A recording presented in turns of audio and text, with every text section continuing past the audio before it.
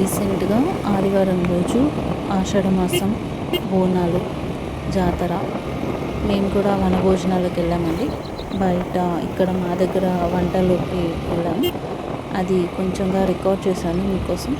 మా ప్లేస్ ఎలా ఉంటుంది, పొలాలు మధ్యలో మా వాళ్ళ పిచ్చి పిచ్చి డైలాగులు, మీరు కూడా ఎంజాయ్ చేయండి.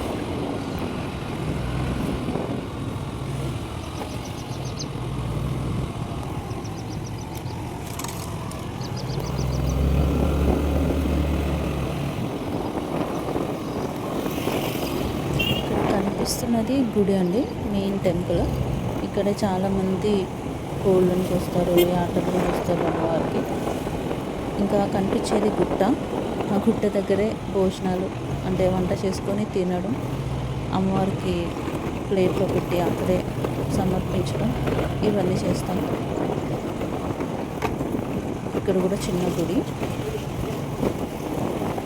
మోస్ట్లీ అమ్మవారు అంటే భద్రకాళి, కనకదుర్గమ్మ, ఎల్లమ్మ, పోచమ్మ, వీళ్ళకి ఈ టైంలో బోనాలు ఎక్కువగా సమర్పిస్తారు. ఈ పొలాలు అవి మావి కావు, దయచేసి ప్లీజ్ సబ్స్క్రైబ్.